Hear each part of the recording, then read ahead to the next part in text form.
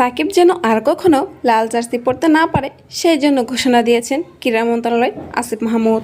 শেখ হাসিনার জন্মদিনের দিন পোস্ট দিয়ে শুভেচ্ছা জানানোর জন্য কথার লড়াইয়ে জমেছে আসিফ মাহমুদ ও সাকিব আল হাসান। সাকিবও জানিয়েছেন কেন পোস্ট দিয়ে শুভেচ্ছা জানিয়েছেন তিনি। রোববার রাতে সাকিবের এক পোস্টকে কেন্দ্র করে শুরু হয় এই যুদ্ধ। সাবেক প্রধানমন্ত্রী শেখ হাসিনাকে জন্মদিনের শুভেচ্ছা জানায় নাম্বার 75।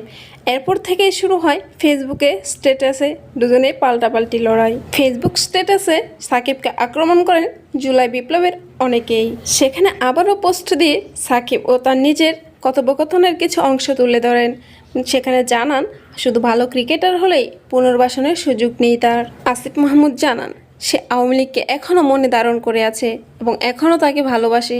এই জন্য সাবেক প্রধানমন্ত্রী শেখ হাসিনাকে তার জন্মদিনের শুভেচ্ছা জানানো হয়েছে। যোগাযোগ করেছেও সাকিবের সাথেও। মত প্রকাশের অধিকার সবার আছে বলে জানান সাকিব। সাকিব বলেন, সাবেক প্রধানমন্ত্রী শেখ হাসিনার সঙ্গে আমার খেলা থেকেই ভালো সম্পর্ক, সেখানে রাজনীতির কোনো বিষয় নেই। কিন্তু এইখানে আমি পোস্ট করেছি শুধু রাজনীতির জন্য নয়। তিনি আমার খেলাকে ভালোবাসতেন এবং আমাকে যথেষ্ট সম্মান করতেন, এই জন্য আমি এই পোস্টটা দিয়েছি। এই সব লড়াইয়ের মধ্যে তাকে শুনতে হয় একটি দুঃসংবাদ। অর্থ পাচার ও বিভিন্ন খারাপ কাজের সঙ্গে জড়িত করে তাকে বলা হয়েছে তিনি একটি কর্মগঠন করে তুলেছে। তবে বড় ধাক্কাটা আসতে যাচ্ছে ক্রিকেট বোর্ড থেকে।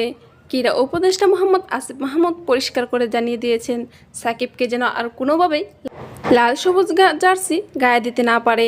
তাকে আর কখনোই বাংলাদেশের পতাকা বাংলাদেশের জার্সি বহন করতে দেওয়া যাবে না।